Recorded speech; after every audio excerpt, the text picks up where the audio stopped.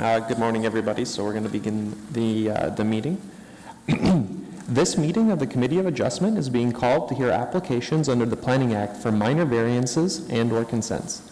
This is a statutory public meeting. Anyone having an interest in any of these applications may make oral or written submissions for the committee's consideration. The committee will then render a verbal decision this date, and the agent or the applicant will receive a copy of the committee's decision in writing via email within 10 days after the meeting. Each application will begin with the planning staff and coordinator introducing the application.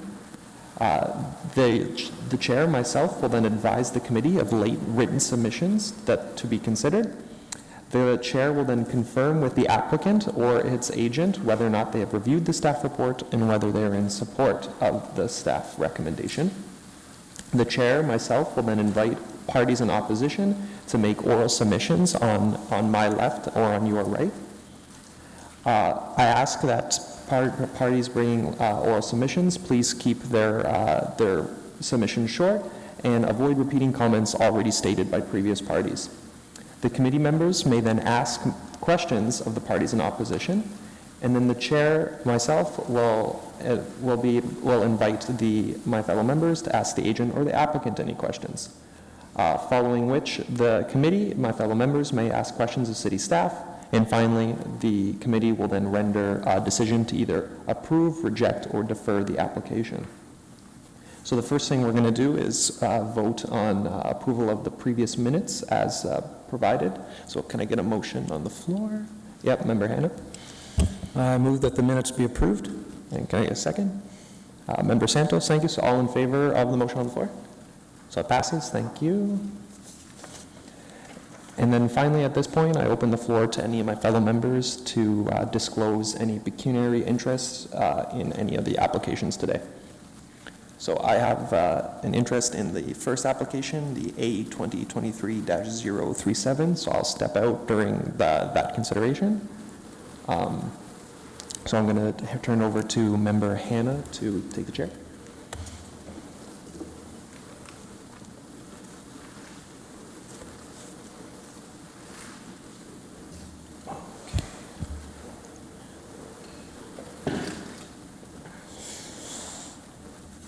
Okay, good morning. Welcome to the Committee of Adjustment. Our first item on the agenda is an unfinished business. It's an application at 709 Glasgow Street, seeking, and its applications B 2023-010 and A 2023-037, seeking a variance for lot width and a consent to sever. There is a lot of interest in this particular application, so as Douglas just mentioned, when the time comes, if you're making submissions to the committee, keep it brief. I'm going to look for a nod from my committee members. I have read all of the correspondence that was received, both for and against, including the most recent one from the owner. Okay, we've seen that, so just know that we've already read everything you have submitted, if that helps, so you can clarify anything you want to mention. At this time, I'm going to ask staff to introduce the application. Thank you, Chair. This is, as you mentioned, a deferral from the March 16th meeting, application for minor variance and consent to create a new lot on Glasgow Street. Since the meeting, I guess the applications were deferred so that the applicants could look at a revised lot configuration, as well as ensure that the building envelope would meet zoning requirements. So since that meeting time, staff have received updated information. The applicant has provided a building envelope that will meet the front yard setback and all zoning requirements. Accordingly, the building envelope has shifted forward, so the rear of the building envelope is now in line with the existing dwelling, or proposed to be in line with the existing dwelling. So staff have reviewed the updated information, finds that it still meets all the policies, provincial, regional, and city, and the variance meets the 4 tests of the Planning Act, and so accordingly staff is recommending approval of the applications with conditions. The conditions have been updated to reflect regional conditions that were not included with the original staff report. Thank you. Can we ask the applicant or agent to come forward, please?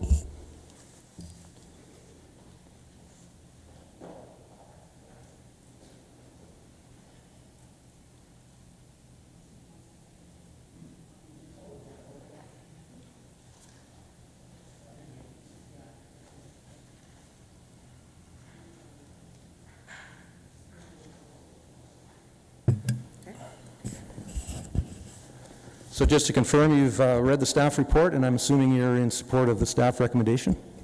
Yes, we are, sir, and I would like to make a few comments just in response.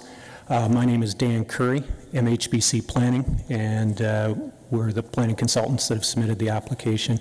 Nicolette Van Oyen is directly to my left, and then Ms. Homer, Susan Homer, is the property owner. I know that she has submitted comments, but she would like to say a few comments too, and certainly it's up to you, Mr. Chair. But what I thought it made sense if she follows me, and then you can proceed. Oh, and Mr. John Gallivan is also here, her husband, and also the owner of the property. And so I can be brief on your opening statements that you have read the submissions, but there are a few points I'd like to elaborate on, in particular in terms of the outcome of the last meeting and the deferral and the alternatives. And we have reviewed alternatives. We've summarized that in the letter, but I do want to expand on that a bit. One of the points we made in our addendum is the status of the woodland. So the area is heavily treed, as you know, and as a number of commenters have made that point as well. But it's not locally, regionally, or provincially significant. It's not identified in the official plan as a natural heritage area or heritage feature. So what this means is that the stewardship of that woodland is largely as a result of private owners, and they manage that. The city does have a tree management policy, and that tree management policy applies in this case, and I'll speak to that in a few minutes. But basically, the enjoyment of the woodland is the responsibility of the landowners. It's all private land, and that includes Ms. Homer and Mr. Gallivan. They've lived there for several years, and Susan will speak to that. And the management of the portion of the woodland on their property has always been part of their life.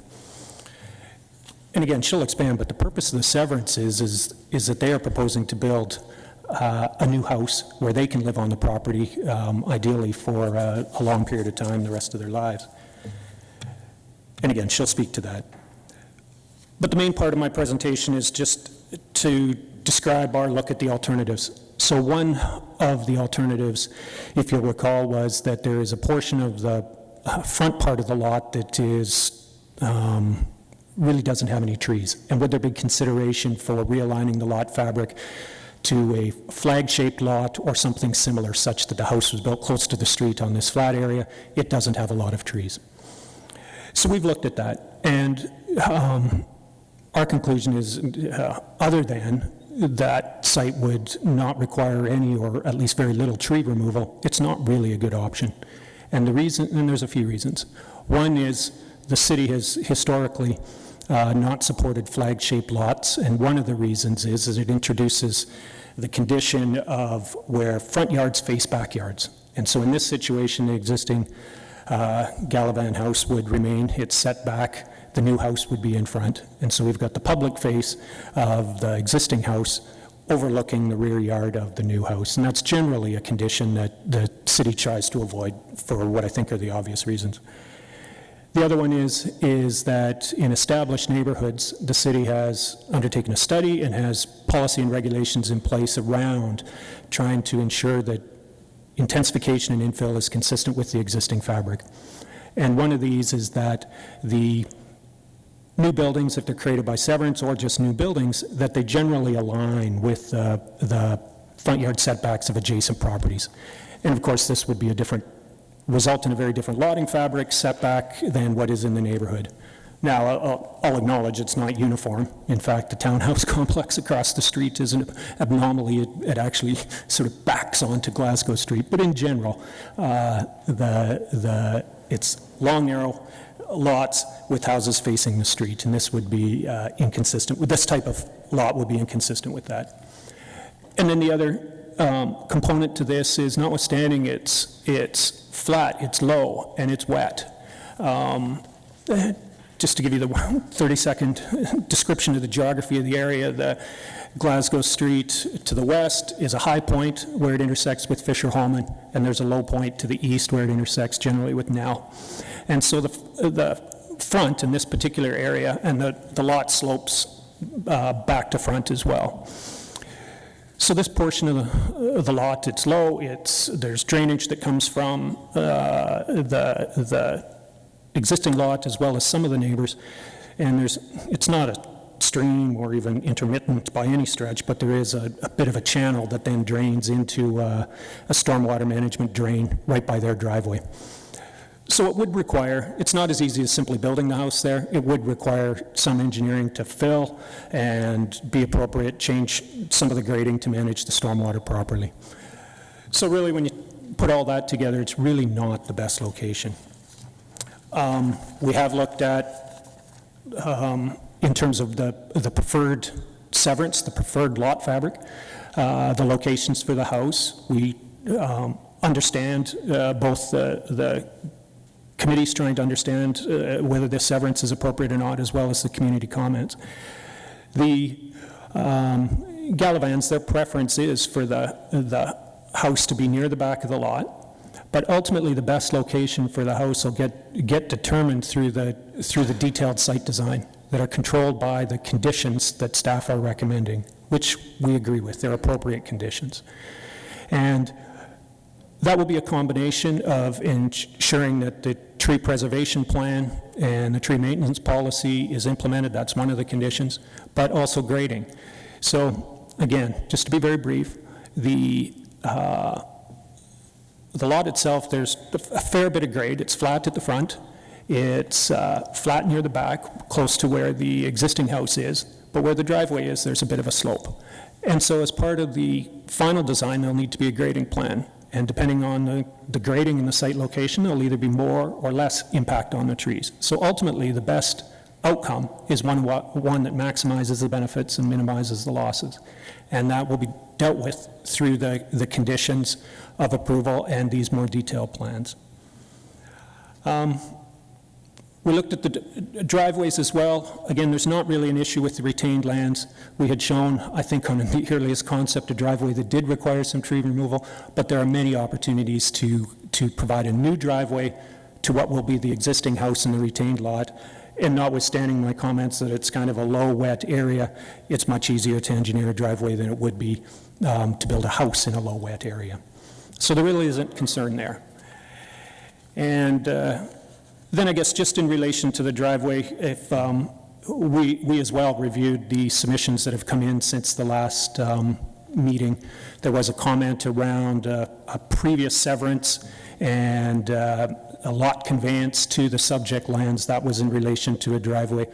All I want to add to that point is there is no legal agreement between the owners that there wouldn't be a severance on these lands. Ms. Homer and Mr. Gallivan owned the property subsequent to when that severance was, so they have no knowledge and weren't part of any, and maybe there was an agreement between neighbors, but there is nothing legally binding. And then my last point is just to clarify that the tree management policy applies in this case. So the city had required, as a part of a complete application, tree preservation plan. And that first phase has been completed and it has been part of the documentation that's been provided.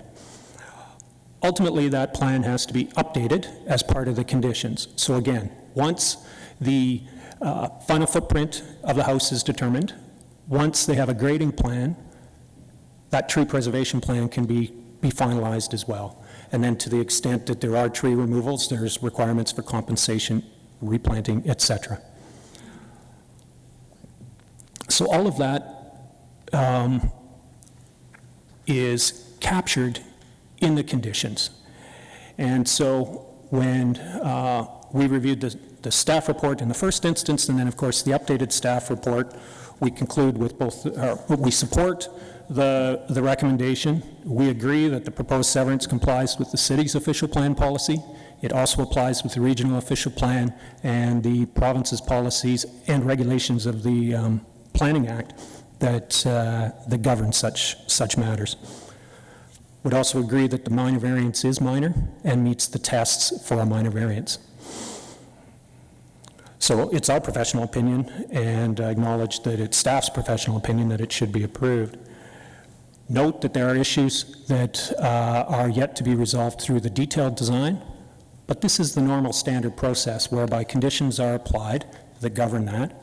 And the city has, well, I guess two parts. My clients are required, in order to realize the severance, complete those additional details and those plans to the satisfaction of the city, and the city has oversight over that. Ultimately, if that can't be realized, then the severance is never realized.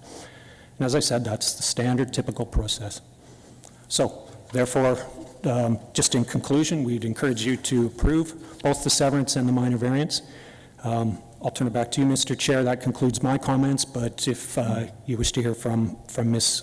Homer now, I think that would be appropriate, but to you. Thank you.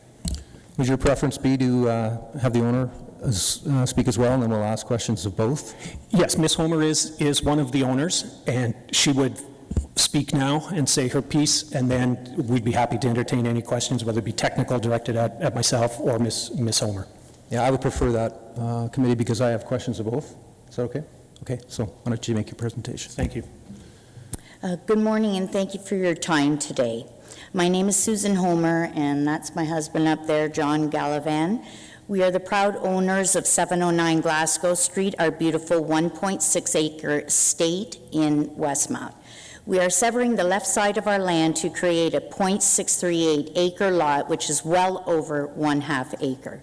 We are absolutely blessed to be able to remain on our spectacular estate and to build what we call our last home. We plan to build a small bungalow set in the natural backdrop, surrounded by the trees and the paradise that we have been accustomed to living in for the past 17 years, and all the beautiful memories that go with it. We were not present at the last meeting, and there were 20 pages that were read to the committee that created a false narrative about our intentions, who we are, who protects our land and our trees on 709 Glasgow Street. And we felt it was necessary to come and talk with you about us today. John and I are Westmount. We are the Friends of Westmount. You will not find another couple more in love with 709 Glasgow and who shows such a high degree of pride and stewardship in the Westmount. We are the protectors of our land and the community values and the historic integrity, the aesthetic appeal, and the cultural landscape that Talman Ryder began in 1912 when he created the idea of a Westmount community. We have lived in Westmount for over 37 years, and we will never move out. Our last house was just down the street, across Westmount, and turn left on Avondale. And we lived on Avondale for over 20 years. We were married at the Redeemer Lutheran Church, which was originally the only church built in Westmount. Our 3 adult children were born and raised on Avondale. They grew up eating Vincenzo's noodles, and all 5 of us having breakfast at the Checkerboard. We are still clients of Hagler Pharmacy and Crown Cleaners, and we are still celebrating today at Casa Rigatino, Janet Lynn's Bistro, and Soleil Restaurant. And I am sure in the past 37 years we have probably walked and biked every street within the border of Westmount 1,000 times. John and our 3 children are members of Westmount Golf Course. We live and breathe everything about Westmount community and our home. In 2006, we purchased 1.6-acre paradise at 709 Glasgow Street, which we adore, and in keeping with the integrity and the value of Westmount and the city beautiful streetscape, all the while supporting the character of the neighborhood, we have spent hundreds of thousands of dollars upgrading Glasgow Street, infilling and raising the whole front lawn, recreating and building our spectacular front staircase leading to the front lawn, creating our beautiful entranceway gate and pillars, cobblestoning our long winding driveway all the way up to our 3-car garage.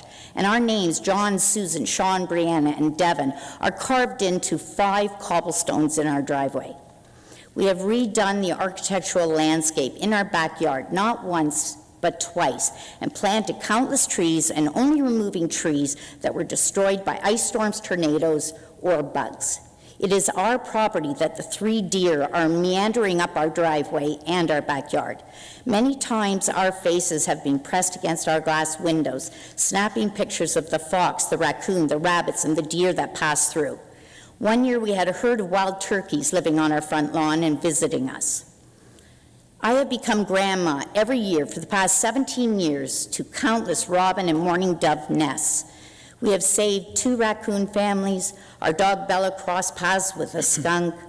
All of our 3 children graduated university while we lived on Glasgow. My mother lived with us in 2016 and 2017, which was so very special.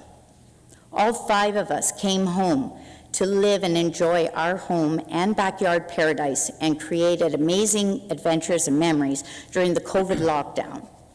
We have just celebrated our 31st wedding anniversary this past March. I retired last year after a 30-year career, and John is retiring after a wonderful 45-year career this coming August. The list of memories goes on, and now as of this month, John and I find ourselves empty nesters. Together with MHBC, we have created an amazing 0.638-acre treed estate lot, which again is over 1/2 acre, and we won't be leaving any memories behind because we will be building our retirement bungalow back amongst the same trees in the amazing paradise backyard that we have been enjoying unbothered for 17 years. Our existing beautiful 3,900 square foot beloved home on the retained lot will be about an 1 acre lot and will retain all the beauty that existed for our family. Both our estate lots created will be gorgeous and maintain or increase their value and increase the value of the existing estate homes from 709 Glasgow Street all the way up to Westwood Drive. John and I have already guaranteed to replace any tree removals that are necessary to build our future bungalow in the backdrop of our newly created 1/2 acre treed lot, and to maintain our high standards of streetscape and value of our gorgeous neighborhood, just as we have continued to do so for the past 17 years. We have full confidence in the City of Kitchener and the proposed conditions of the severance that John and I fully intend to follow. Right from the beginning, we wanted to be sure that we followed all the rules of the city and the province, which is why we hired professionals, being MHBC, to make sure we did. Both MHBC and city staff said that that what we want to do is fully within the rules and regulations. Mr. Chairman and fellow committee members, John and I are well into our 60s, and we are in what I call our final 20-year plan. And I hope that you can see through to grant us the ability to enjoy the best years of our retirement in our home, set back in the trees that we have been taking care of for the past 17 years. And will continue to do so for the benefit of our family and the Westmount community. Thank you. Okay, thank you. Does the committee have any questions of either the agent or the owner?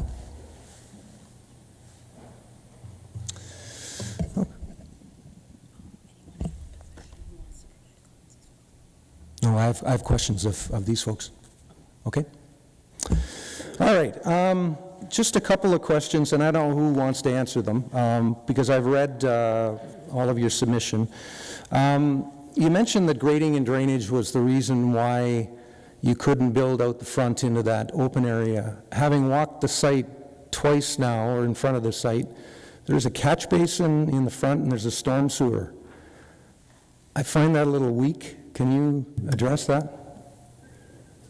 Certainly. So we haven't had a detailed engineering plan and grading plan. So I'm speaking to you as a planner. And Ms. Homer and Mr. Gallivan can speak to how often the area is wet due to the runoff. You're right. There is a catch basin right near the driveway that is the outlet for all of the runoff that comes down. And if you've been out in the site, you understand the geography.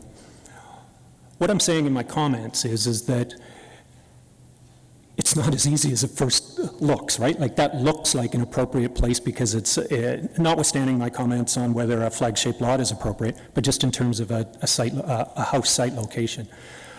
But what it will require some engineering to manage that stormwater, because the lands are moist. And if you're going to put a house there, like I said, it's different than a driveway with a basement, et cetera. That stormwater is going to have to be managed. It's likely that there would have to be some fill. Again, I'm saying that as a planner, but that's, in my experience in other situations, that's typically what has to happen.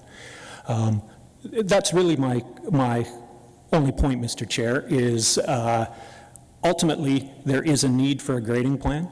I just don't see that the flag-shaped lot, for all of those reasons, including the drainage issue problem, I don't want to put too much weight on it, to your point, but it is something that would have to be resolved. It's just not the best outcome. I think we have a better outcome given the proposed shape, subject to all the conditions.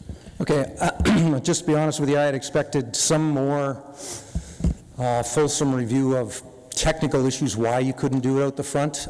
Just on a technical basis, the existing house, I'm assuming, has full municipal services. Where are the laterals for the existing house? Where are they going through to meet the road? Yeah, it is on full municipal services. The laterals are on the retained portion of the lot, from what I understand. So under the driveway, pretty much? Or? No, I don't think they're under the driveway. No, they're not under the driveway, from what we understand. I would have really liked to have seen where they were, because that would have provided me with a little more justification as why it would be difficult to develop the front area. Anyway, quick question for the owners. You mentioned smaller bungalow. I looked at the building footprint that's shown by your planning consultants. The envelope would be about 45 by 100, which is about 4,500 square feet.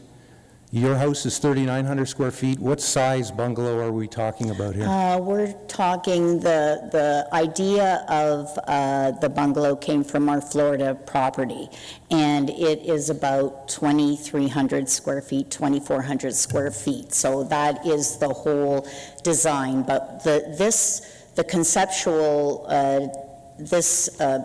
picture of the home is conceptual in order to follow all the rules that the city is requiring us to do in that as well. And the other part is, I am never going to build a house on the front of my lawn. There is not going to be a flag-shaped lot. That is not what we're looking for. I am not going to have my estate home stare at me in my backyard just to appease some other people. We are protected through the City of Kitchener and through all of their rules and regulations and the conditions of the severance, and that's what we're going to follow. But there is never going to be a bungalow built on the front of my lawn, which is inconsistent with Westmount. Okay, thank you. Just a question back to the applicant again. I recognize that typically when you sever a property, I've been doing this for 40 years, you have a lot and then you come back for a permit later on. Where there is some interest, controversy or whatever, I've seen many opportunities where something similar to what somebody wants to build is shown conceptually on a plan, so that maybe even the committee might want to impose a condition that it's in keeping with, conceptual with, something to that effect. Are there plans advanced here? How far along are we in this bungalow design or house design? Well, we cannot get a lot of, architects out and that sort of thing until we actually have a severed plan. We have talked with many of them, they've come by and that sort of thing, but they really won't work on anything until we actually have our severance. They won't spend the time coming and making a plan if we do not have our severance. Okay, thanks. And just one more question for the applicant. I guess you're going to answer this one. I've read your planning report. I have, cover to cover. You're talking about the lotting pattern, setbacks, et cetera, in the area. I'm looking at what I took off the web last night, and most of the other homes along Glasgow, with the exception of this property and the one immediately to the west, have setbacks in the order of about 30 meters. So wouldn't it make more sense if you were actually to intensify this site to actually build something more in keeping with that setback line? I'm not following your rationale for it. Yeah, through you, Mr. Chair, and if necessary, you may want staff to comment on this as well. But there's a regulation that applies in older residential neighborhoods that requires the setback of a new home to be the average of the two adjoining it. I'm paraphrasing a bit here. So the appropriate, give or take, I think, a meter on that. And And of course, in most of the older residential neighborhoods in the city, give or take a meter is about all you'd be able to do anyways. It's in this situation where we have probably 35 meter difference between the front face of the adjoining house and the existing house. And so ultimately, the applicants may need once the detailed planning is done, they may need a further variance. But what we're saying is the intent of that regulation is to ensure that a new house is no farther forward than an adjoining house and no farther set back than an adjoining house. It's somewhere in between. And as I said, that will get determined through the detailed site design. So to your point on neighborhood character, notwithstanding that some houses are actually closer to the street than this one will achieve that policy intent that generally that flow of setbacks that varies in this case, this house will fit within that median, if you will. That's the intent. So all of my comments in that regard as to the appropriate front yard setback or where it's placed are with that policy direction and actually the regulation in mind. And sorry, just one final one I just thought about. The tree preservation plan to date did not consider the servicing for the new house. In other words, there's going to have to be a water lateral and sanitary sewer, and it looks to me like it would have to go right through I'm going to call it the smaller wood lot right out the front. Wouldn't that remove a whole heck of a lot more trees? That will be determined. Remember that the driveway, the existing driveway, is going to be what services the severed lot. So ideally, any of the services that need to be installed will be within the existing driveway to the extent that it can. So that would be the goal. Obviously, those details need to be worked out, but the whole idea is here through the servicing, the grading, the tree management plan, that obviously the minimization of tree removal is the desired outcome. Anybody else? We're good? Okay. All right, I'm going to ask at this point anybody in opposition to this application to come forward and speak. I gave the owner a little grace. She actually read her entire submission that we received the other day. I do not want somebody to read 26 pages of the residence. So if you can, we have read it. Please highlight the things that you want us to hear. Thank you.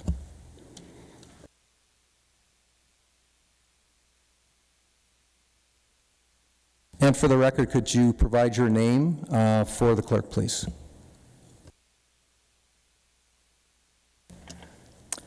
Good morning. My name is Kate Lawson. I'm here with my husband, Bruce Wise. We live at 697 Glasgow Street, immediately to the east of the proposed severed lot. Thank you so much for confirming that you have read our two new submissions. That's Lawson Wise Submission 2, Redacted Public 9, and the addendum document which we sent to Marilyn Mills yesterday morning. Submission 2 is predicated on what we were told on April 21st and what we received legal advice about.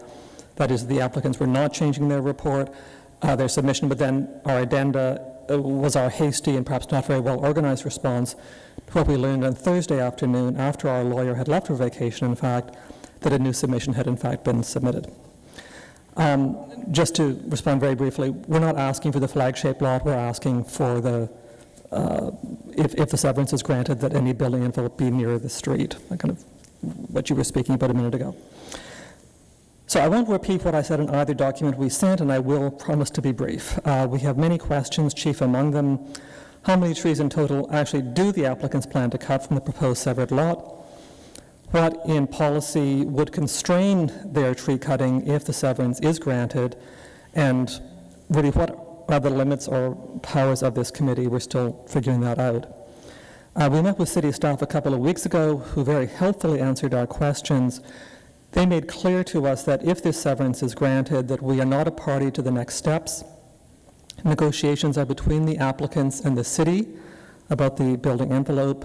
Information would not be made public, and if our property is damaged because of the building site preparation, et cetera, all we could do is to file a civil suit after the fact.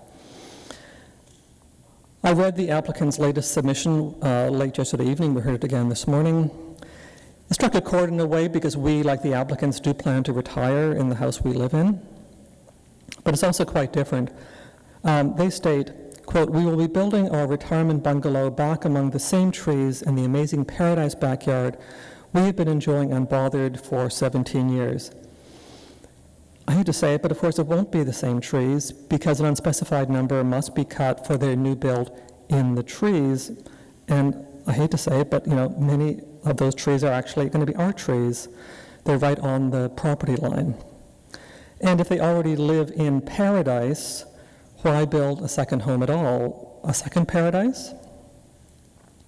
I wasn't going to mention money, but because the applicants now say that the severed lot will, quote, increase the value of the existing estate homes from 709 Glasgow Street going west, interestingly not east, that is our property and other properties to the east. Let me say that I had lunch late last week with an economist friend and described what's happening. She said, look, your neighbors are going to make $1 million easy from this property severance, and you're going to lose, let's say, $200,000 in property value because a huge house will now loom over the ridge of your forest. It's really all about money, she said, and that's the key argument you should be making. I said, look, I don't even know if there is an argument about that, but it's not about money to us. It's about preserving the woodland forest. She said, stop being so naive. Of course it's all about the money.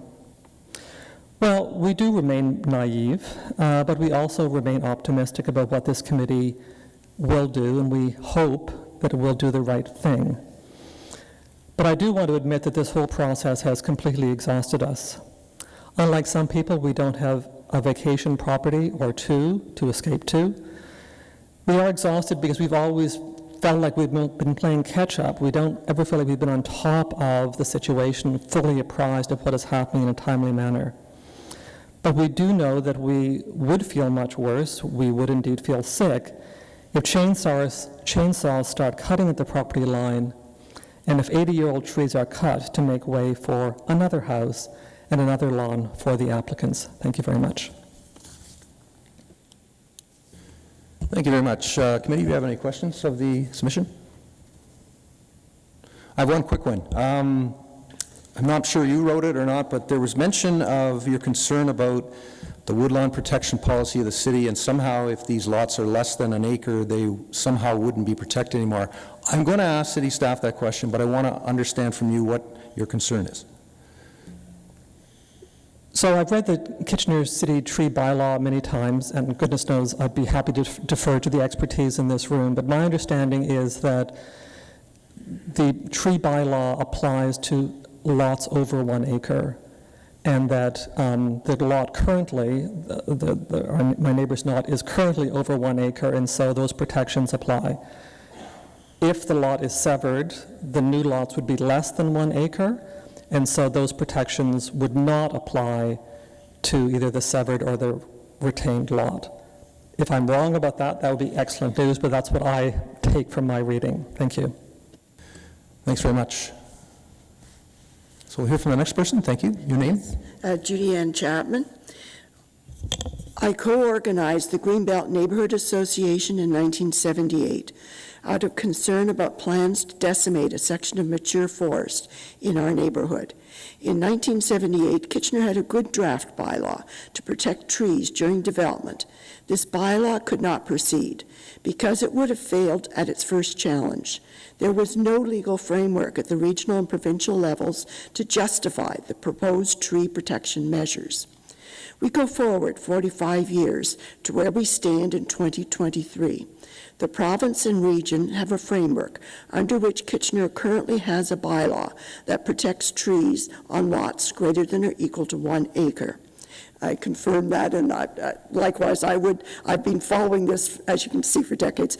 And the city staff are working on how to protect trees on lots less than 1 acre. This matter before the Committee of Adjustment is not simply a severance with requested approval of minor variances now, possibly more unspecified minor variances later. The main issue here is that the current 709 Glasgow Street property is greater than or equal to 1 acre. while after severance, both new lots will be less than 1 acre in size, without very strict oversight of a development plan on title. Future owners may imperfectly abide a concept plan on a less than 1 acre lot, and this has taken place repeatedly in this same area. Even if it's approximately like 0.97 acre, you have no recourse at city if they clear cut, and that has happened. There could be irreparable loss of mature forest and damage to 697 Glasgow's forest. I truly hope that there will be a holistic view of the context for this proposed severance, and I thank you for this time to go over past history. Thank you very much. Any questions from the committee?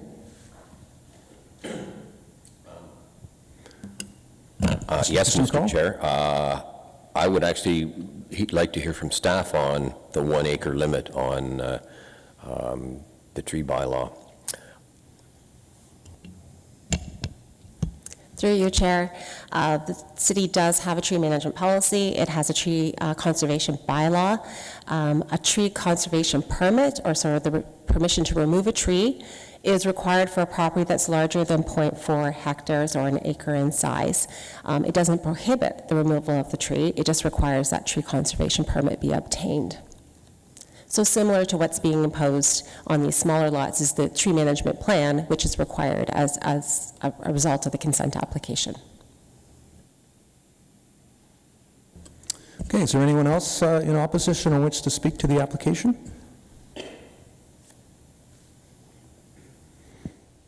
Okay, seeing none, I'm going to open it up to questions of staff. Additional questions? I have a couple. The applicant in their staff updated report indicates that city staff is opposed to flag lots. There was nothing in the staff report that indicated that. Can you comment on that?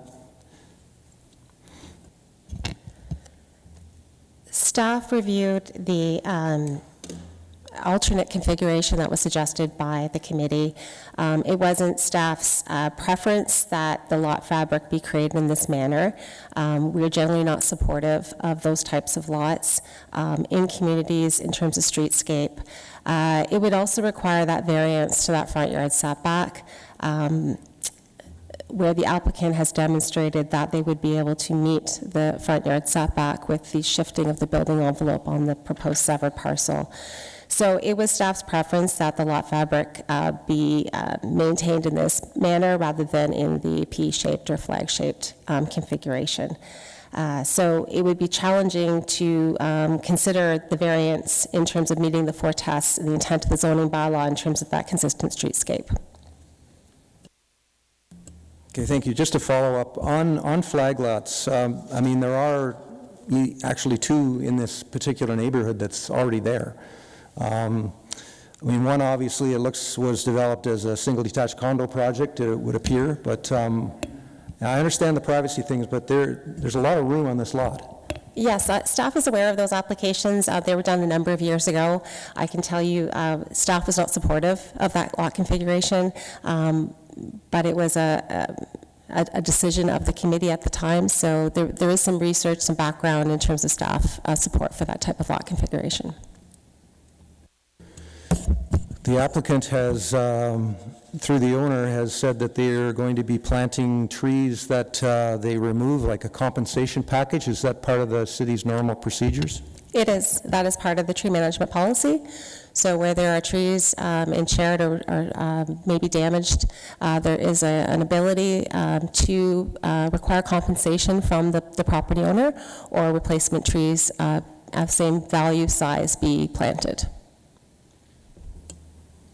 And just to follow up, I'd asked this question of the applicant, but I didn't really get the answer. I'm assuming engineering is not represented here, but do we know where the services are for the existing house? That was not indicated by engineering services. They just provided their standard conditions of approval. It is assumed that they are coming up the existing driveway on the severed lands. Again, that will be looked at through the tree management plan and policy. Staff also noted that we requested the applicant indicate that this is a conceptual building envelope only, and it's subject to future approval under the tree management policy. So those details are to work out. At this stage in the process, staff is satisfied that there is a building envelope, as I stated in the first meeting, and that future work and details will be reviewed at a later date when we know the exact building plans and servicing locations. This is a comment and a question, but having been on the committee now for 5.5 years or so, I've seen many times where city staff recommend a condition that the new building is in keeping with, or it's subject to a detailed review by the Director of Planning. With all of the interest in this and all of the concerns about trees, why was there not a condition like that? Well, that is something that is more challenging and difficult to implement with Bill 23. We do not have that authority or ability any longer. But we, as a committee, still have the ability to impose conditions, correct?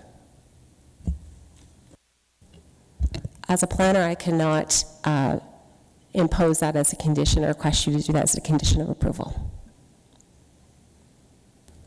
I had one more question. So in dealing with these conditions, the applicant's going to have to provide you with detailed plans, building drawings, elevations, etc., site servicing, grading, drainage, and then they're going to get their consent.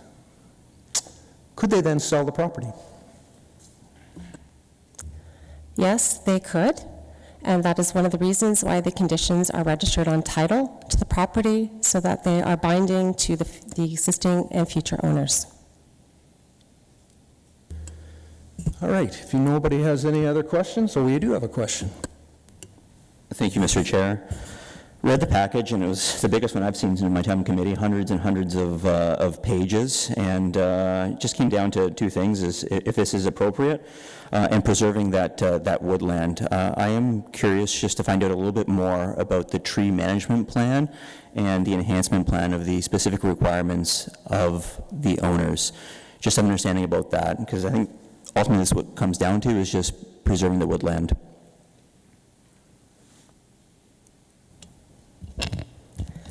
The tree management plan is a requirement under city council policy. It is something that we are very progressive in the municipality in requiring of applicants.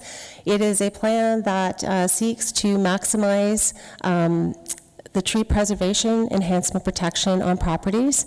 It's our vision and goal of staff to make sure that's the top priority when we're viewing these plans. Is there an opportunity to shift the building location, have a different building type? Can the servicings go in a different location? That is the ultimate goal of a tree management plan, is to ensure that the trees are protected. That is a requirement in this case prior to deed endorsement, because we want to make sure the driveway gets relocated on the retained lands. It's also a requirement before any site alteration to remove any of the armor stone or retaining walls or anything, structures on the property. And it is a condition that will be registered on title to ensure at such time as the building plans are known, we can review those drawings to make sure that there are the least impacts on the trees on the property.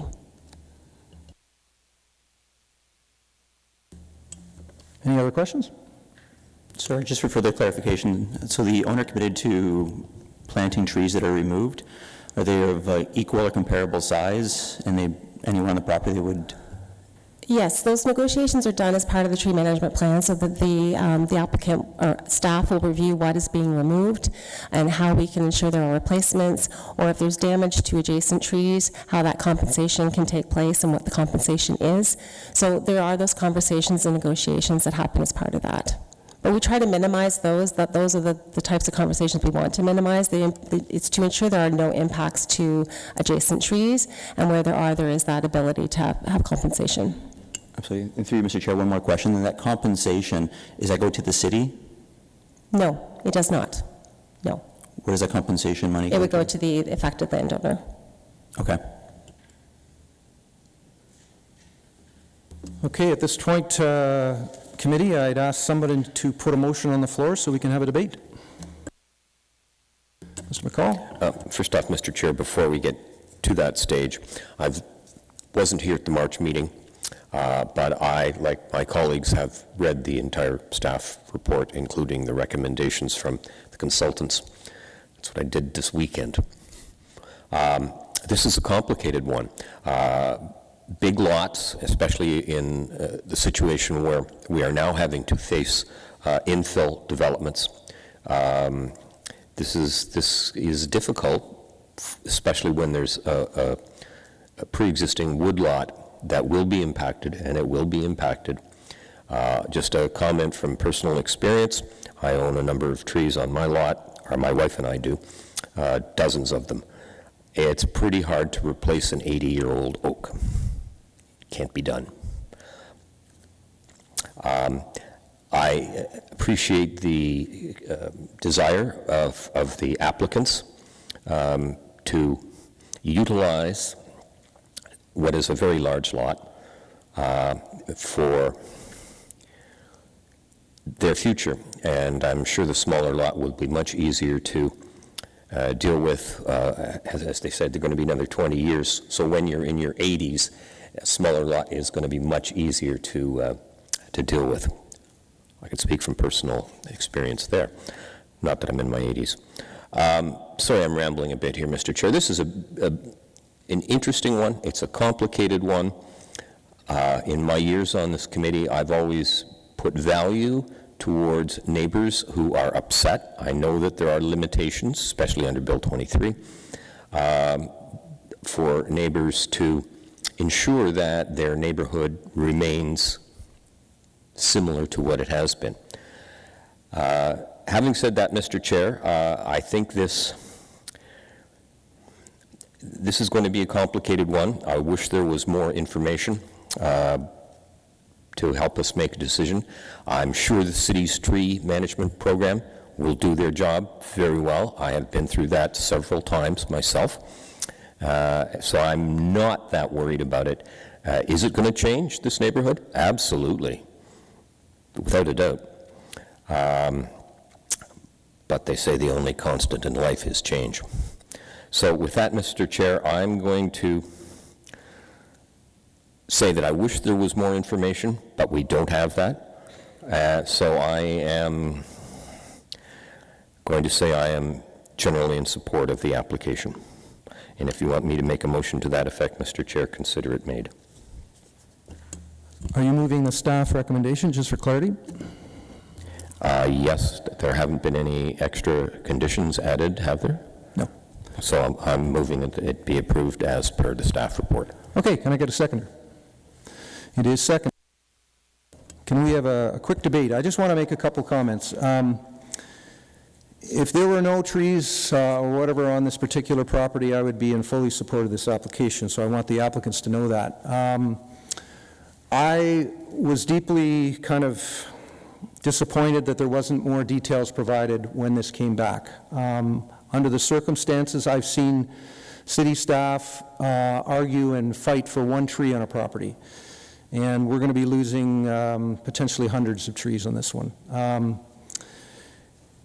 So I would have expected the applicants to walk away and say, hey, we're going to show you what we have in mind.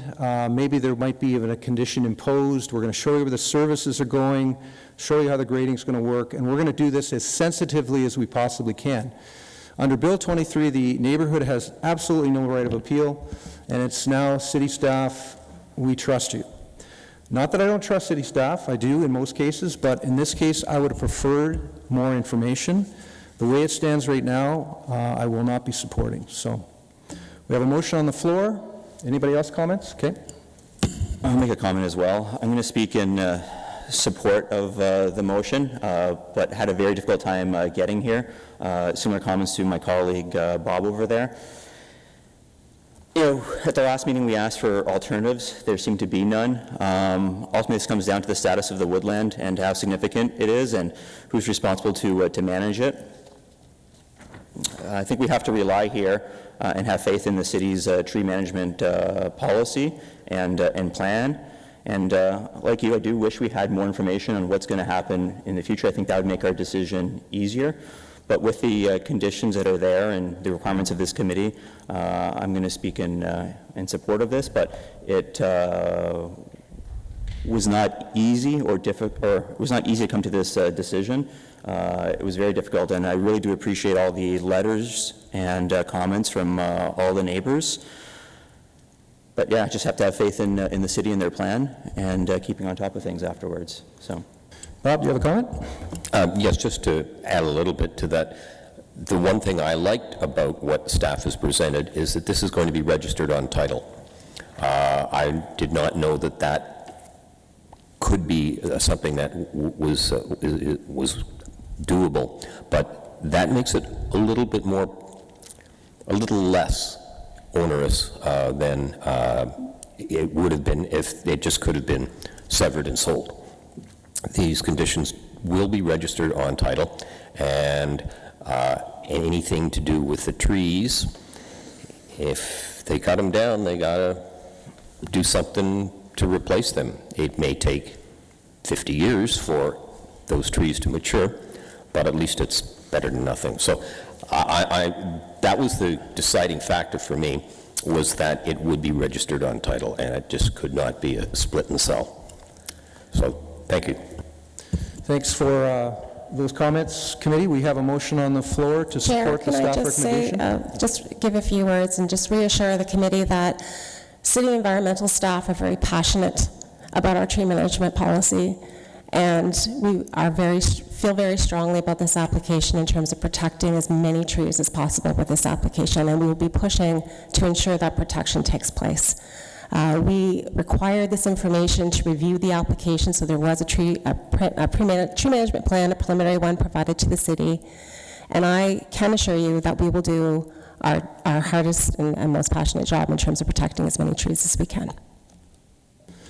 All right, just reiterating, we have a motion on the floor to approve the staff recommendation. All those in favor? Opposed?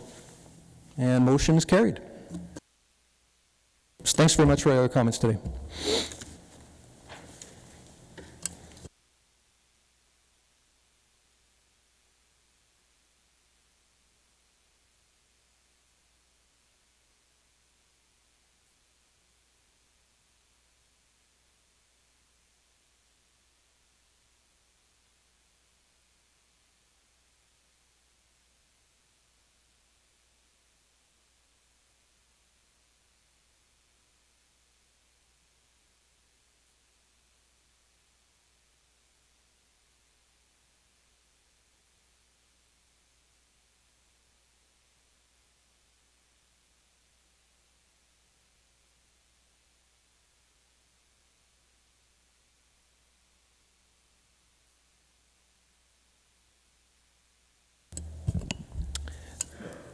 Thank you, everybody. So the committee will now hear application A 2023-053. That's 525 Aaron Brook Drive. And can I have the applicant please come forward and have staff introduce this application?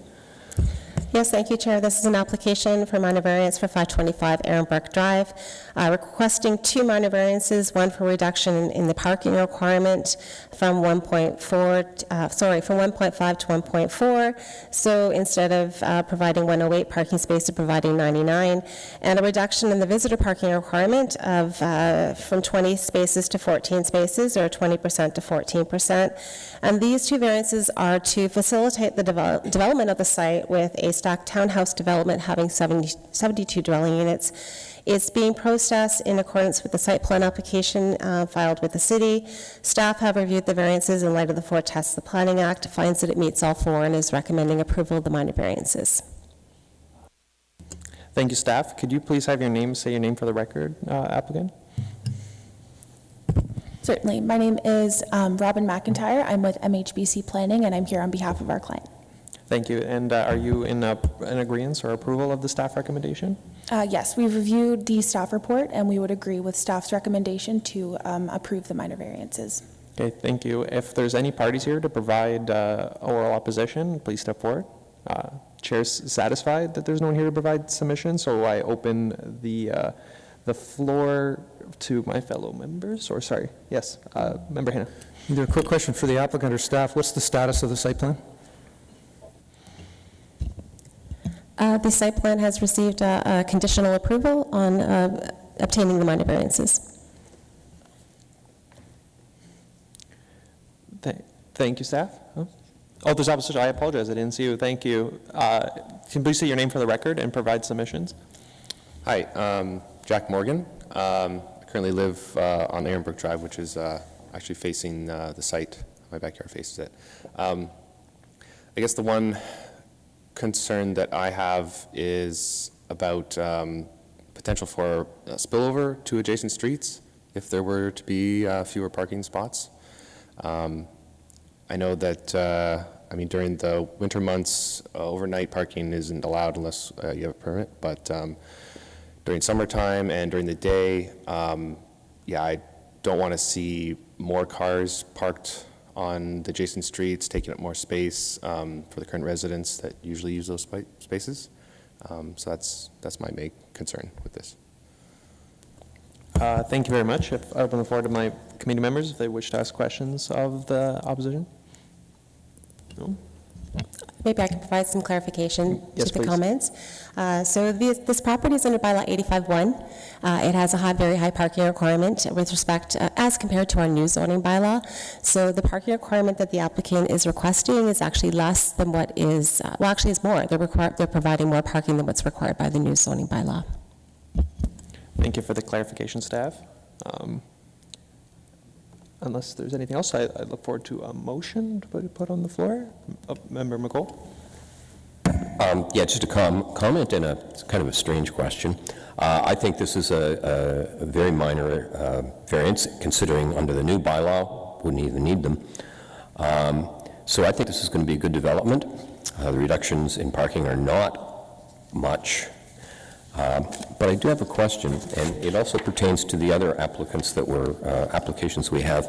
There is a letter here from a gentleman by the name of Craig Reynolds, and he's commenting, I'm assuming it's a him, on just about every one of the applications we've had. I've never seen this before. Does city staff have any further information on this they'd care to share?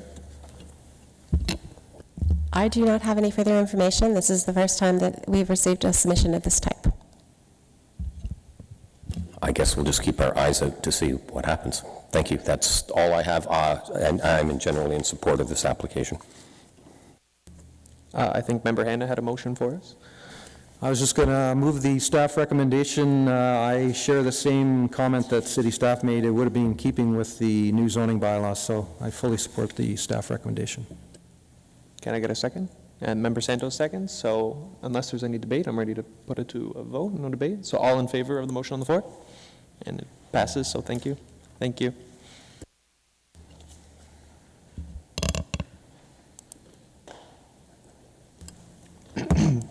Can I please have the agent or applicant for A 2023-054, that's 133 Manitou Drive, please come forward, and when staff's ready, please introduce this application. Thank you, Chair. This is an application for permission under Section 45(2)(a)(I) of the Planning Act, and this is to permit the extension, enlargement of legal non-conforming use at the property of 133 Manitou Drive. The use is currently existing in the building, and they would like to expand that use into a vacant unit. Staff have reviewed the application for permission in light of the two case law tests, finds that it meets both of those, and is recommending approval. Thank you, staff. Has the applicant had an opportunity to review the staff recommendation? Oh, I need the light. Gursadan Kaur with Polo Corp, and yes, we've had the chance to review and are in agreement with staff's recommendation. Thank you. So at this point, can any members of the public who wish to provide opposition orally, please step forward? This time I'm satisfied. There's no one here. I'll take a better look. And so I open the floor to my fellow members to ask questions of staff or the applicant. No? If not, I look forward to a motion on the floor. I'll jump in, Mr. Chair. Thank you. I think this is a great opportunity for the health industry in this community. They obviously need the space. They have the space. So I'm going to move that this be approved as per the staff report. Thank you. Can I get a second? Member Hannah, thanks for the second. So I don't think there's any debate, so all in favor of the motion on the floor? It passes unanimously, so thank you.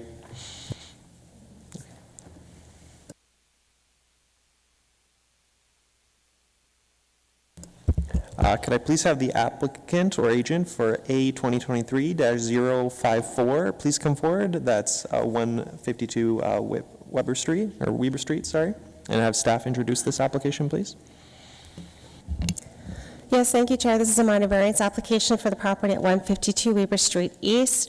They're requesting two minor variances, one for reduction in the minimum lot area and one to recognize the side yard setback at the existing building. Instead of the 1.2, they only have 0.4 meters.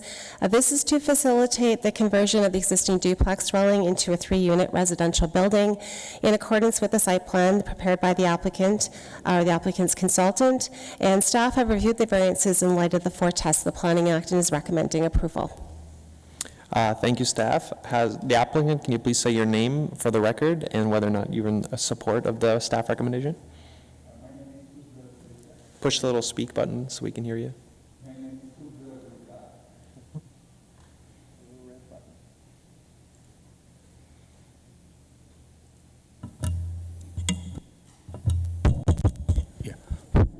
Okay. My name is Subra Duta, and of course I support my application because I'm trying to help the Bill 23 addition of a new unit in my house, which is in good condition. Okay, thank you, and thank you, Madam Clerk, for the mic help. If at this point, I welcome any members of the public who wish to provide opposition forward. I'm satisfied there's no one here to provide opposition, so I open the floor to my fellow members to ask questions of staff or the applicant. Member Hannah. Just a quick question. The staff report on one of the pages mentions it's going from a single detached dwelling to 2 additional units, and then another location says 2 to 3, and the resolution says 2 to 3. I'm fully supportive of this application, but I want to make sure the resolution's correct. It is my understanding, and the applicant can confirm that it's an existing duplex and is going to a 3-unit building.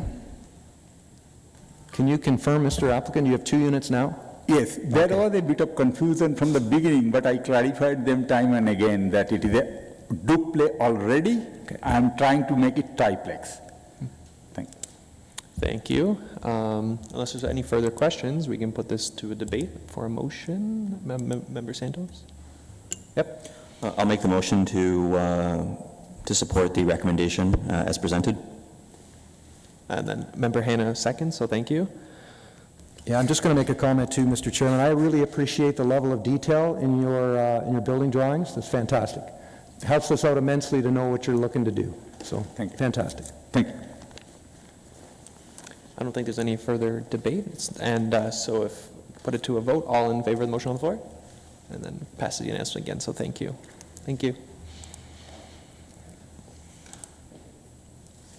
At this point, can the applicant for application A 2023-056, that's 17 Brock Street, please come forward, and when staff's ready, please introduce this application. Thank you, Chair. This is a minor variance application for the property at 17 Brock Street, requesting 2 minor variances, and this is to facilitate alterations to change the roof type or style of the existing attached garage, so from a shed-style roof to a pit shaker-style roof. So they require a reduction in the side yard and a reduction of the rear yard. Staff have reviewed the variances in light of the 4 tests of the Planning Act and finds that it meets all 4 and is recommending approval. Thank you, staff. Applicant, can you please state your name for the record and whether you're in support of the staff recommendation? Patricia Galinsky, 17 Brock. I'm in support of it. I just want to, I'm not changing the building itself. The structure of the garage is remaining. It's just the roof that is being repaired, more so than, because right now it is in terrible shape. Mm-hmm.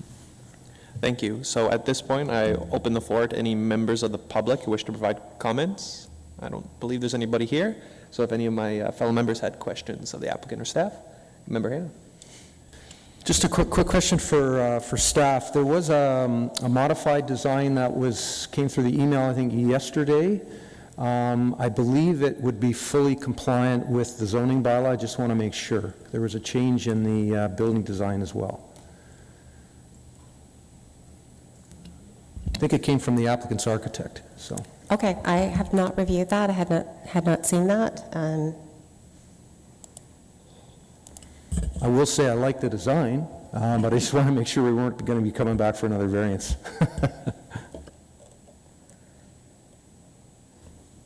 Could the applicant provide any clarity to Member Hannah's question? As far as I know, it doesn't require another variance. It's just, instead of a balcony, there's going to be a room instead of the balcony, and it's on over the existing, where it is right now.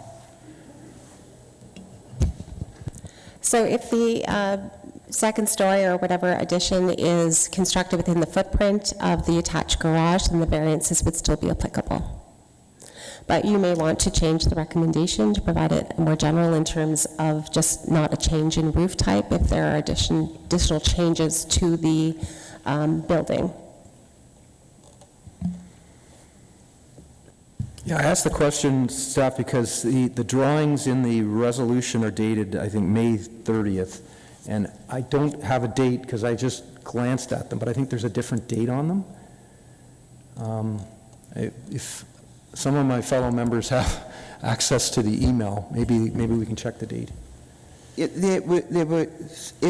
I just got them last week, or on Friday I got them, so I sent them on when I received them. The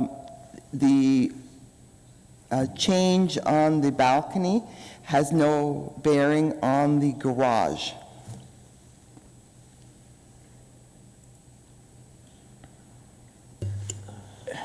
Mr. Chair, if you will, the proposed motion that we have here on our agenda doesn't take in consideration the addition that's in that package. The addition just looks to be above the garage, so if we want to make things a little bit easier, I suggest we amend that motion to remove that if we're in favor of the plans as submitted by their architect. If I may, Mr. Chairman, I was going to suggest that we keep the resolution generally the same, but in accordance with the updated drawings prepared by H11 Design.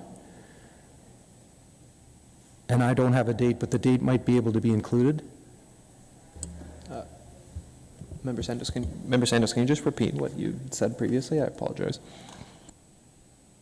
Yeah, just for clarity's sake, the motion as it stands is just regarding changing the roof of the garage, but in the package, it's there, just always concerned about people coming back for other variances, that there looks to be a small little addition above that garage. So in hopes of just facilitating another minor variance application. The addition is not on the garage. No? No, it's not on the garage at all. The garage is only a roof change.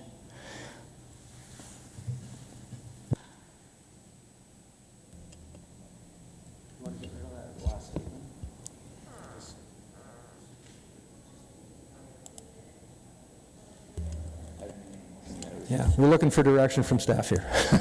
Yes, so I did obtain the drawing just now, so I do have that. The date on the drawing is May 12th, 2023, so you could amend the date in the recommendation. Madam Clerk, could we get a motion and then Madam Clerk note the change? So Member Hannah? Yeah, I am prepared to support this application, subject to the resolution of staff modified to say an H11 design dated May 12th, 2023 be approved. Madam Clerk, is that accepted? Yeah. Can I get a second for the motion on the floor? Member Santos seconds.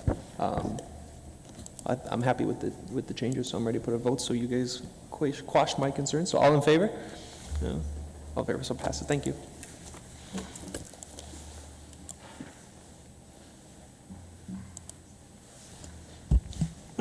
Could I please have the applicant for A 2023-057, that's 84 Maple Hill Drive, please come forward? And then when staff is prepared, please introduce this application. Yes, this is a minor variance application for a property at 84 Maple Hill Drive. A minor variance was granted in January of 2013 to permit a driveway width of 18.3 meters. And this was done to bylaw 85-1. The bylaw at the time allowed the driveway to be as wide as the attached garage. So the attached garage, as shown in the drawings, I believe at 16.1, 16.3 meters. So the applicant requested to go to 18.3. It was granted. Drawings were subsequently prepared to show a wider driveway later that year. That's what was implemented. The applicant has now requested to recognize that driveway at 25.8 meters. Staff is not supportive of that increase. However, we suggest that since the driveway was not constructed in accordance with the 85-1 decision or amendment to that, variance to that bylaw, that a variance is still required to the new bylaw. Unfortunately, the new bylaw only permits a maximum of 8 meters. It doesn't permit a driveway as wide as the attached garage. So hopefully we can do a housekeeping amendment to make that change in our new zoning bylaw. But for now, the maximum is 8 meters. So in lieu of recommending 25.8 meters or a variance to 25.8, staff is recommending 18.3 in accordance with the previous decision of the committee. I understand the applicant would like to speak and possibly defer the application to allow some conversations to happen with staff. So I will turn it over to the applicant, but just letting the committee know that staff have reviewed a variance of 18.3 meters in light of the tests of the Planning Act and finds it would meet all 4 of those. Thank you very much for the detailed explanation, staff. Can the applicant please state their name for the record and whether or not they're in support of the staff recommendation? Good morning, Mr. Chair and committee members. My name is Julianne von Westerholt. I'm an associate at MHBC Planning. As for the staff recommendation, I am not currently in support of the report that has been forwarded. However, I would recommend, if the committee so chooses, is that we defer the application to the next meeting in order to allow myself and my client to meet with city staff and possibly come to some sort of a decision or a conclusion that is hopefully amicable to both sides.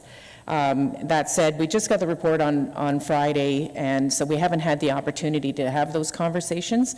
So we would appreciate the opportunity to meet with staff and come back to the committee in June, at the June meeting. So I guess I have to open the floor for first. So is there any members of the public here to provide comments? Oh, there is one. And then please, sir, state your name for Madam Clerk. Andrew Bass.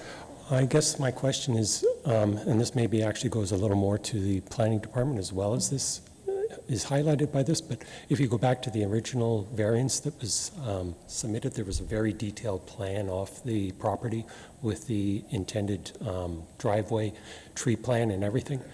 And none of that was adhered to.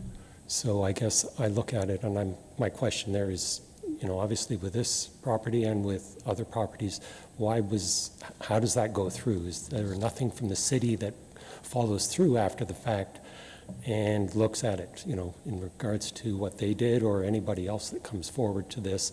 If they provide a plan, how, it just isn't followed through on. So that's my concern here, is just what's going forward and how do we police any of this? When I asked, actually, they said there is nobody on site unless for a residential that goes back and really follows up on this. Thank you. So staff, if they would wish to provide comments. Yes, so we don't have a mechanism for follow-through. Staff, city does not have the resources for that. We can't follow through on every application. With the exception, there could be a building permit application that we'd have to follow through to sign that off and make sure it meets code, but we don't have a sign-off process for minor variances. So while the variance was obtained in January 2013, building permit would have been applied for, there would not have been any follow-through with respect to the driveway and configuration on the property. Thank you, staff. If you had any further questions or comments you'd like to provide? Member Hanna?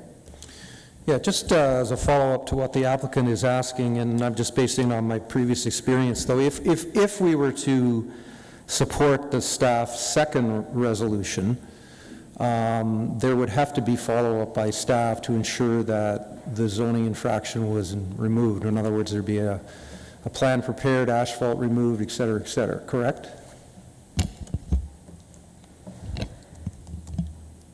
Yes, there would, they would have to ensure that they meet the new variance decision, yes. I had a procedural question for staff. If we are to defer this application, you know, it sounds kind of stingy because it's almost taking the decision away from the committee I'm responsible for, but is there a way that this applicant can not have to come back to this committee? That's what I'm a little confused about. Staff have reviewed the variance for the 25.8 meters, and we find that it doesn't meet one of the tests, at least, of the Planning Act. So accordingly, we have put forward an alternative recommendation, not requested by the applicant, but a recommendation that we feel is needed because the driveway does not comply with the current zoning bylaw. So at a minimum, we are suggesting and recommending that the committee could consider a variance to 18.3 meters, what was previously approved by the committee in 2013. Thank you. That perfect. I appreciate it. I think we need a motion of sorts. Yeah, Member Hanna? When the time comes, I'm going to fully support the deferral because I think there needs to be a dialogue between the applicant and city staff. There hasn't been so far. Just a question of clarification, because there was a letter, but I had to read it twice, that was really supporting the staff recommendation to refuse. So did this come forward as a complaint? Is that how this generated the application? This application actually came about as a result of a city inspection in the area, and staff noticed that there was an encroachment on the boulevard. So that is how it came to be. And then staff determined, or I guess found out, that it wasn't constructed in accordance with the previous minor variance decision. So things have kind of snowballed a little bit, but the application before you is to recognize the existing driveway, and that is where staff have some difficulties in the variance. Mr. Chair, if I could just add then, I fully support the recommendation to defer until the June meeting. I'll make that a motion. Okay, thank you, Member Hanna. So can I get a second? Yep, Member McCall? I will second the motion, but I have a quick question for staff. Measurement of driveway width. I used to be under the impression that was done at the property line. And from what I see on,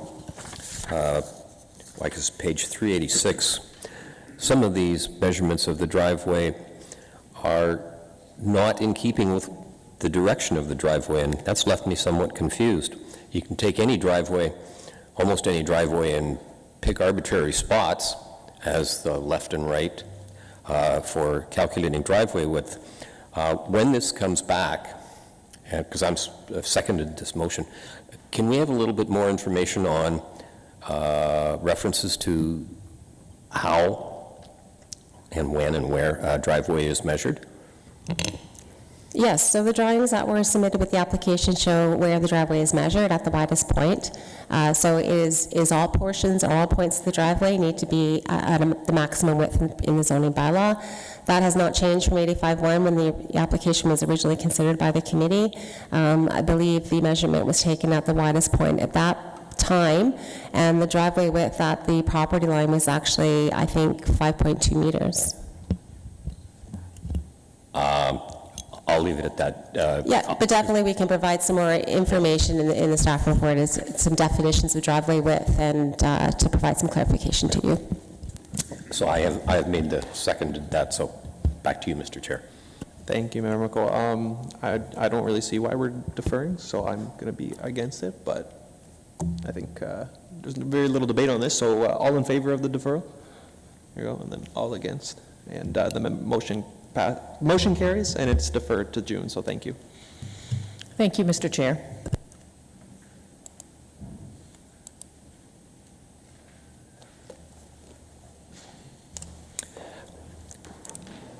Can I please have the applicant for A 2023-057, that's 202 Cortland Avenue East, please come forward, and when staff's ready, please introduce this application.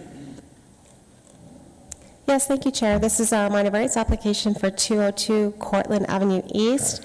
The applicant, the owner, would like to convert the detached garage at the rear of the property into an additional dwelling unit detached. Two variances are required, a minimum lot width reduction from 13.1 to 12.3, and to recognize the deficient setback of the existing detached garage. Currently, it's 0.46 meters from the side lot line or rear lot line instead of the 0.6 meters required. Staff have reviewed the variance in light of the four tests. The Planning Act finds that it meets all four and is recommending approval of both minor variances. Thank you, staff. Can the applicant state his name for the record and whether he's in support of the staff recommendation? It's Michael Emanuel from Tri-City Builders Limited. I'm an authorized agent of the owner, and I am in support. Thank you. If there's any members of the public who wish to provide comments, I ask them to come forward. I believe there's nobody here, so I open the floor to my fellow members to ask questions of the applicant and staff. I'm happy for that, so if someone wants to bring a motion, it'd be appreciated. Don't all jump. Yes, Mr. Chair. I've read this report, and the variances being asked for are extremely minor. It's almost not worth the paper to print them on. So having said that, I move that this be approved as per the staff report. Thanks. Can I get a second? Member Santos seconds, and exact same comments. So unless there's further debate, we will put it to a vote. All in favor of the motion on the floor? And carries. So thank you.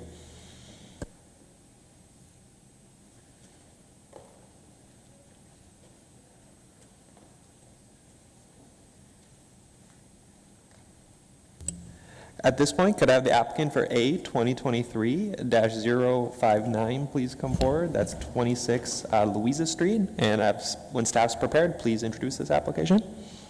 Thank you, Chair. Minor variance application for 26 Louisa Street. The applicant would like to convert the existing attached garage into living space. So this requires the required parking spot to be located located in the driveway in front of the garage.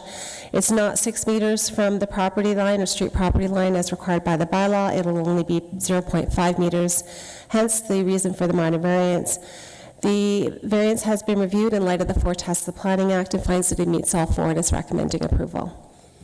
Thank you, staff. Could I please have the applicant state his name for the record and whether he's in support of the staff recommendation? My name is Grant Tumani, applicant from Kellis General Contracting, and on behalf of the homeowners, and I'm in support of the staff. Thank you very much. If there's any members of the public here to provide comments, the floor is open to them. I don't believe there's anybody here, so I open the floor to my fellow members to ask questions of staff and the applicant. Member Hanna.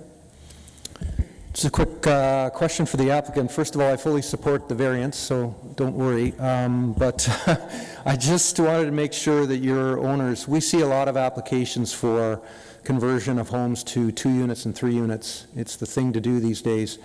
What you're doing virtually eliminates that possibility in the future. Is your owners aware of that? Yes, I believe so, yeah. Okay, thanks. So unless there's any further comment, I look forward to a motion on the floor. Member Hanna. Thank you, Mr. Chairman. I fully support what the applicant's doing, and therefore I fully support the staff recommendation. Thank you. Can I get a second?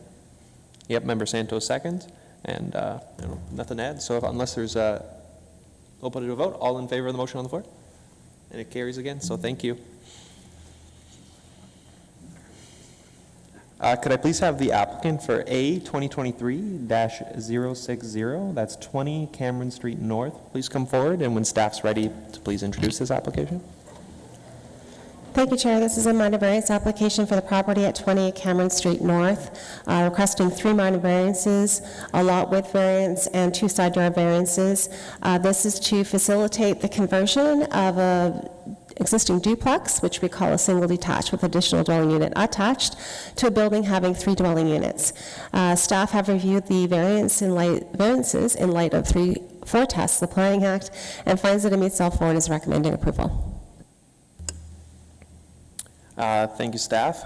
Can the applicant please state his name for the record and whether he's in support of the staff recommendation? Yes, my name is Ryan Walter, and I am in support of the recommendation. I just want to make it clear, there's been actually 3 units in this building for 20-plus years. We're simply asking for this variance so that we can make this a legal status. Thank you very much. Open the floor to members of the public who wish to provide comments. And I don't believe there's anyone here to provide comments, so then if my fellow members want to ask questions of staff or the applicant, please do. Member Hanna. Questions of both the applicant and staff, and just for the record, we did receive a letter with concerns from the abutting neighbor. I was by the property the other day. What's going to happen to the shed in the back? We've got the demolition permit that was transferred to us from the previous owners. We purchased the property last December, so it was a year in December. We were made aware that this previous demolition permit existed, I think it was August or September. We had it transferred. The plan was to take care of that this spring. Unfortunately, I had an injury that resulted in a stroke in January. So we are planning to get to that. It's just been delayed a little bit. Okay, good. So the answer is you're going to take it down. Yes, that's correct. Okay. A lot of times, it really helps us when plans are part of the application, and there are no plans associated here that I can see what's going on. There was work going on the site the other day, with or without permit, I don't care. But you obviously have detailed plans, correct? As I mentioned, nothing changes with the units. They've been existing for 20-plus years. The work being done, there was a flood last summer in the second floor. The ceiling caved in on the main floor, and that's restoration work that's still being done. It's almost completed. And the entire backyard is basically a parking lot. I mean, if I were ever to be a tenant in this building someday, I'd love it if there was a little green space patio, something out the back. Do you have any plans for that? Yeah, actually, where the existing shed garage is, plan to turn that into like a leisure space once it's removed. Awesome. Thank you. I don't think there's any further questions, so if we could have a motion on the floor. Member McCall? Actually, Mr. Chair, thank you. Sorry about that. Just a very quick comment, in particular to the concerned person who sent through the letter that we received this morning. Based upon the photographs, I think this is more of a property standards issue than a committee of adjustment issue. But thank you very much for concern. Again, Mr. Chair, as I said for the other one, this is so minor, it's, I'll just leave it at that, and I will move that this be approved. Thank you, Member McCool. Can I get a second? Member Santos seconds. And I don't think there's going to be any debate, so if all in favor of the motion? Okay, it passes. Thank you very much.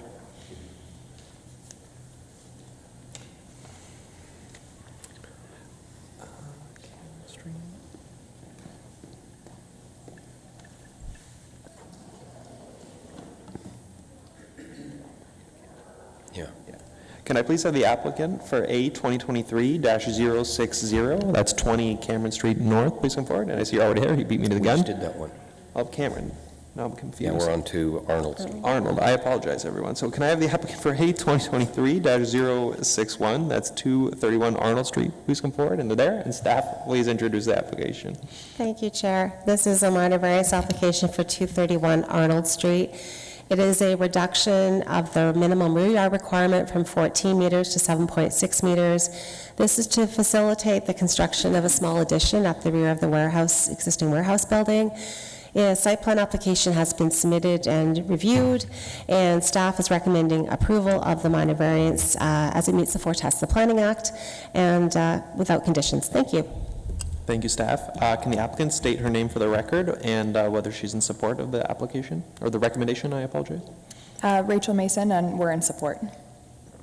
Thank you very much. At this point, I open the floor to any members of the public to provide comment. I don't believe. And now I open the floor to my fellow members to ask questions of staff and the applicant. Looks like we're good, so unless there's anything else, I look forward to a motion. Member Santos. I'll make the motion as presented. Thank you. Can I get a second? Member Cool, thank you. So I don't think there seems to be any debate, so all in favor of the motion on the floor? And passes, so thank you. Thank you. Could I please have the applicant for A 2023-062, that's 27 Sunbridge Crescent, please come forward, and when staff's ready, please introduce this application. Thank you, Chair. This is a minor variance application for the property at 27 Sunbridge Crescent. It's currently under bylaw 85-1, still in zoned agricultural, hence reasons for the minor variances. The requirements are different for an agricultural zone versus a residential zone. 3 minor variances are being requested: reduction in the minimum lot width, a reduction in the minimum lot area, and to permit a detached accessory structure to have a side yard setback of 5.2 meters rather than the required 7.5 meters. Staff have reviewed the variances in light of the Four Tests of the Planning Act and finds that it meets all 4. Staff is also recommending that this application for minor variance be approved, subject to a condition that a 5-meter wide easement secured on title in favor of the City of Kitchener for the purposes of drainage is obtained prior to the issuance of building permit. So again, staff is recommending approval of the variances. They meet the Four Tests of the Planning Act, subject to the condition of the 5-meter easement. Thank you for a very detailed explanation, staff. Can the applicant please state his name for the record and whether they're in support of the staff recommendation? David Baker, and I've got my colleagues here from Country Lane Developments, and we are in support of staff's recommendation. Thank you very much. If there's any members of the public here to provide comments, I ask them to step forward. I'm satisfied when we're here to provide comments, so if I can get my fellow members to ask questions of staff and the applicant, I welcome them to do so. Well, so then I look forward to a motion. Member Hanna. Thank you, Mr. Chairman. I'm going to move the staff recommendation and also make a comment. I appreciate the level of detail that's gone into this application. This was just as an aside, this was the level of detail I was looking for with the first application. So, well done, gentlemen.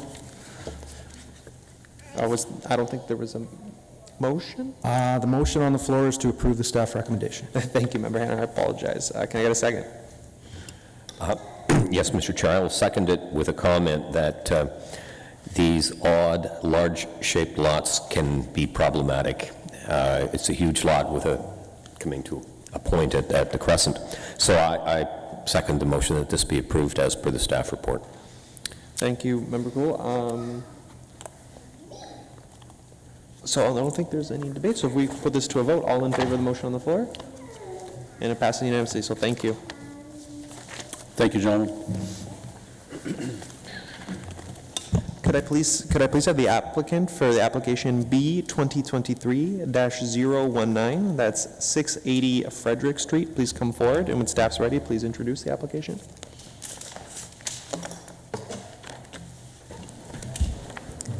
Yes, thank you, Chair. This is an application for consent for the property at 680 Frederick Street.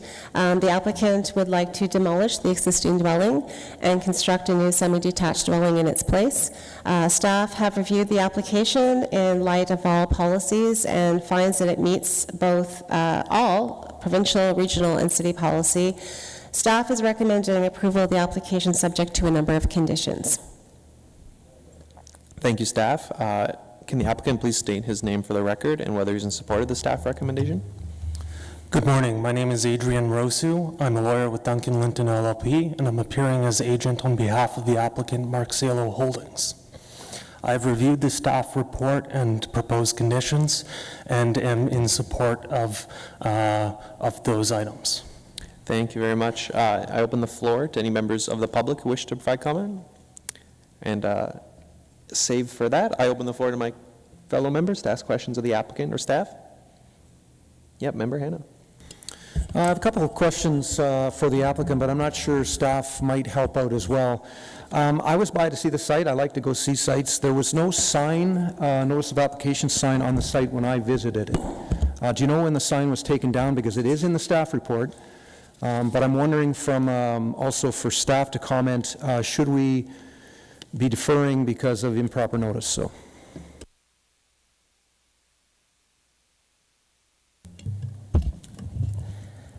In terms of, I'll jump in and answer. With respect to the sign is a courtesy sign.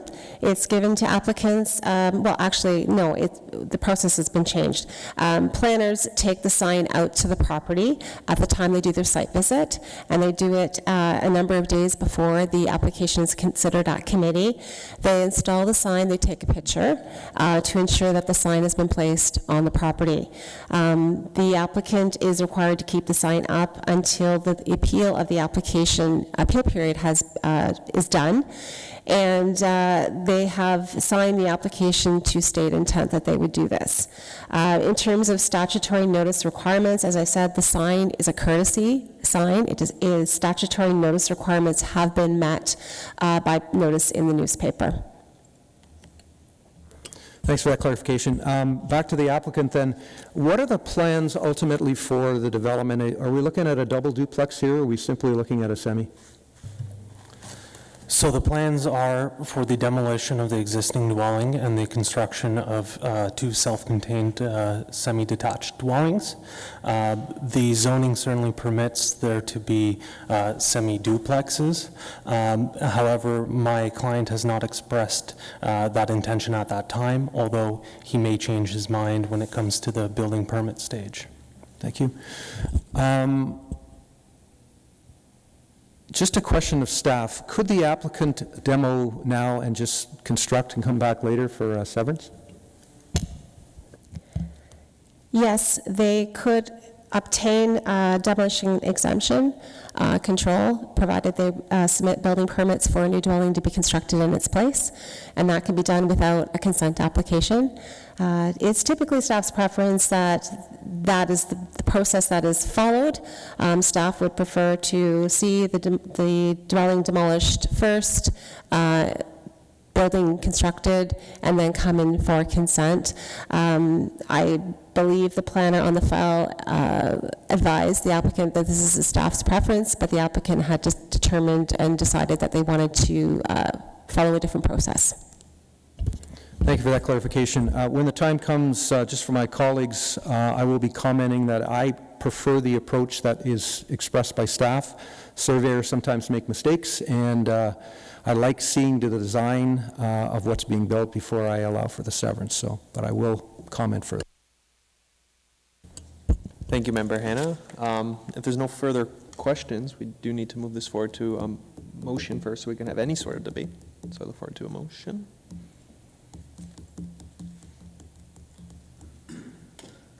I'll make that motion sorry, I got lost there. I'll make the motion to approve as presented here on the agenda. Thank you, Member Santos. Can I get a second for the motion? Member Cole seconds. So the floor is open for debate, and I'll send it off to Member Hanna. Thank you very much. It's a very interesting facade along Frederick Street in this area. And I just don't want the same mistake to be made on this property as what happened about 4 or 5 homes down on the other side of the street. If you go by there, 707, 709, 711, and 713 is probably the worst example of infill I've seen in the city. I don't know what the process was there, and I don't know whether it'll be different now, but there are 2 semis there. I'm not sure if they all have 2 units in each, but it's a massive parking lot out the front that is no way in keeping with what we're seeing around the rest of the street. So I'm not saying I'm opposed to this ultimate development. I'm just saying I'm opposed to the consent now. I want to see this built and come back in the future. I want to see what it looks like. I want staff to review it. I want to see where the drivers are going to be. I want to know how many units we're going to have ultimately, and then do the consent. So I will not be supporting what's on the floor. If I may, Mr. Chair, thank you. I am in complete support of what Member Hanna has said. City staff have said the preferred way is to at least have some indication of what is going to be in place for this. So, short of refusing this, can we defer it? Actually, it's a question through you, Mr. Chair, to Member Hanna. Would you think that would be an applicable way to deal with this, that we'll defer it, give the applicant some time to come back with the information that we really would like? And do we have staff support on that? That's my question. Yeah, Mr. Chairman, if I could just add, I want to ask the applicant, would you be willing to defer, to go through a process of actually building this, what you want, and then come back in the future? I don't want to prejudice you by, I think we're going to end up with a 2-2 vote here, which is potentially going to be a refusal. And I don't want to have you refuse a consent at this point in time. I like what your clients are doing, it's just I don't think the process is correct. If I may submit that I believe that the conditions, the proposed conditions, do deal with the orderly development of the site. My understanding is that this might seem like putting the cart before the horse for planning, specifically because there's the chance that, say, the foundation contractor doesn't put the demising wall on the proposed property line. I've had this discussion with my client and advised my client that this will require additional surveying work, that is to have a surveyor on site to pin the location of the footing and the demising wall to make sure that the wall is placed exactly where the property line is going to be approved by the City of Kitchener. My instructions from my client are to indeed proceed with this application at this time. Thank you, applicant, for the clarification. I have to be in disagreement with my fellow members. I think, that's, the staff has recommended the approval, and, there's 100 ways to skin a cat, and this is the way that the applicant has decided to go forward. So unless there's further comment, I think we'll put it to a vote. And so all in favor of the motion on the floor? Yes, there's 2, and then all opposed, and 2. And then Madam Clerk, if you just remind us what happens when there's a tied vote. The motion does not go forward, so then that means it's refused.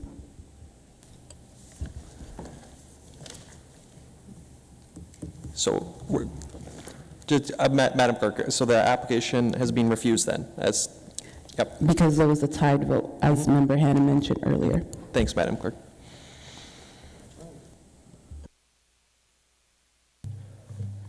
Thank you for your time.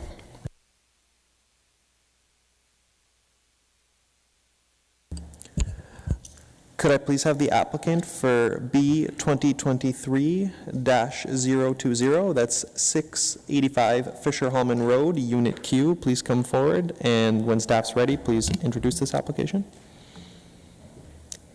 Thank you, Chair. This is another application for consent. This time it's for a long-term lease. So the Unit Q would like to lease the property or the building in excess of 21 years. It requires consent from the Committee of Adjustment. Staff have reviewed the application in light of all the policies, finds that it meets all those provincial, regional, and city policies, and is recommending approval subject to some conditions. Thank you. Can the applicant please state her name for the record and whether she's in support of the staff recommendation? Through you, Mr. Chair, yes, my name is Julianne von Westerhold with MHPC Planning. I am in support of staff's recommendation in this regard. Thank you. If there's any members of the public who wish to provide comment, I ask them to come forward. And I don't believe there is. If there are any questions from my fellow members of staff or the applicant? So I look forward to a motion to be put on the floor then. Yep, Member McCall. Yes, Mr. Chair, I will move that this, actually it's a fairly straightforward, we don't get them too often, but it is very straightforward. So I will move that this be approved with the 4 conditions as outlined in the staff report. Thank you. Can I please, second? Member Sandwell, second. So I don't think there's any debate. All in favor of the motion on the floor? So it passes unanimously, so thank you very much. Could I please get a motion for adjournment, please? Yep, Member Sandals. And then can I get a second? Member McCall, so all in favor of adjourning, and the meeting's